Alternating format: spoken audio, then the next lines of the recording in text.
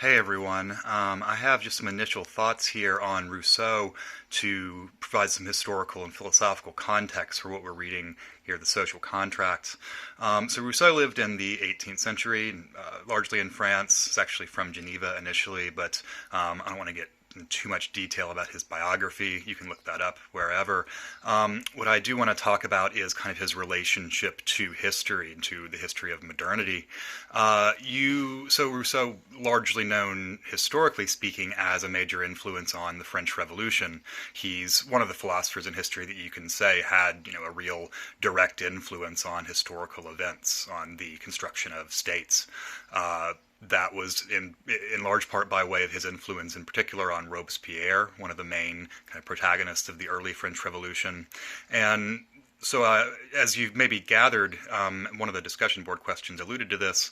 Rousseau's thought can be taken to under a lot of different umbrellas. There's a lot of debate over, what exactly his political affiliation is. Is he an authoritarian? Is he a radical Democrat? Is he a communist?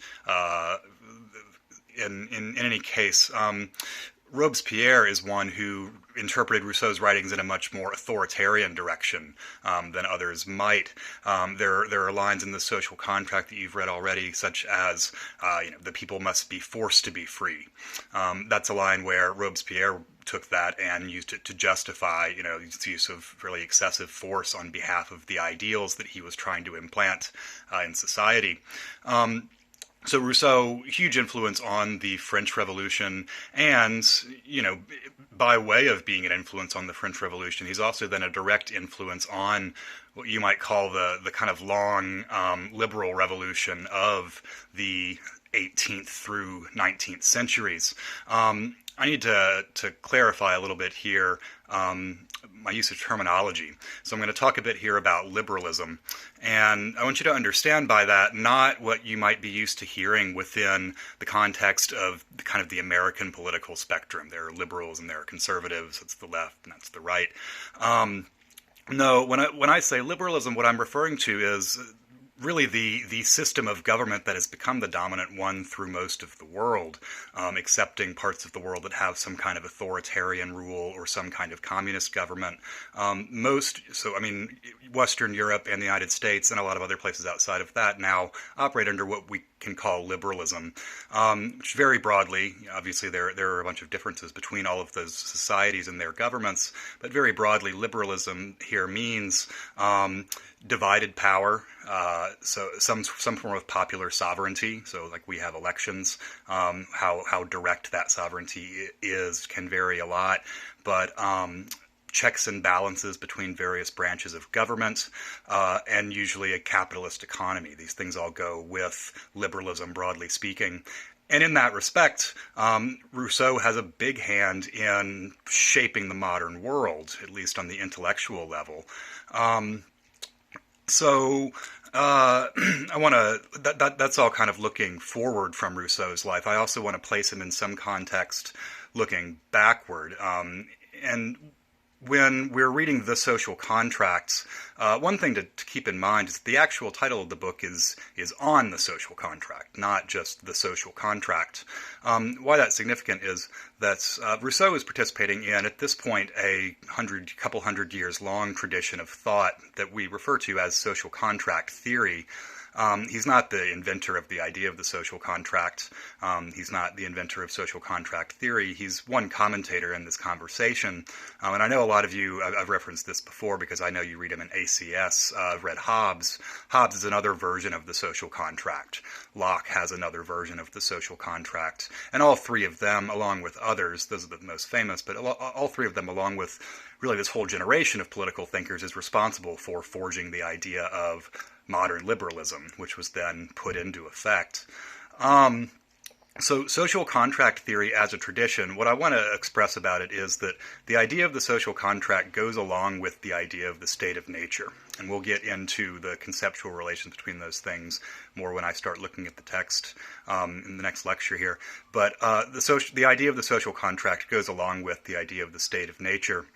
The strategy that all these thinkers are employing is basically to compare present society to some fantasy, basically, of what primitive past society looked like, to compare us rational moderns to some basically pre-rational primitive kind of race. In some ways, this is directly motivated by contact with peoples in like Africa and the Americas on the part of Europeans. There are obviously colonial underpinnings to that. You can say there are racist underpinnings to it as well. But what I want to focus on is what the strategy implies, which is really a fundamentally new view of history as something that is progressive, as something that begins in a more primitive state and moves toward a higher state. This is a new idea. This is not the same as the vision of history offered by Christianity, for example. This is in many ways going to open out the European mind, the modern mind, more indirectly, to developments, of modern science, technology, the huge kind of growth in human civilization that goes along with the development of capitalism a few hundred years later. There's a major turning point going on here in the way that we understand ourselves with respect to history, in the way that humans understand themselves with respect to history. Here, for the first time, by way of comparing ourselves to those in the past, we come to recognize that not just human societies, but the human animal itself fundamentally changes over time. That reason might be something that was developed gradually, like the way that plants develop gradually. There's obviously a kind of pre-evolutionary idea here. I don't want to say, that Rousseau or Hobbes or anybody is responsible for the idea of evolution or anything like that. But you can see the kind of intellectual gap that the idea of evolution came in to fill there later on. Like I said, the idea of the state of nature in all of these cases is a fantasy based on mostly kind of fantastical stories that travelers are telling about, going to America. And these stories sell a lot of books, make a lot of money, etc. It's a fantasy. You could see evolutionary science later on as coming in to fill in the kind of scientific gaps that fantasy had already opened up in thought.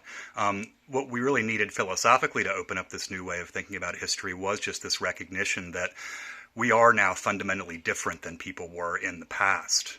And one of the questions that Rousseau is trying to answer is, how did that difference come to be? Most notably, how did the difference between barbarism and civilization come to be, historically and philosophically? There's more to say. I will be posting more lectures soon, but I'm going to call it there for the sake of time. I will talk to you soon.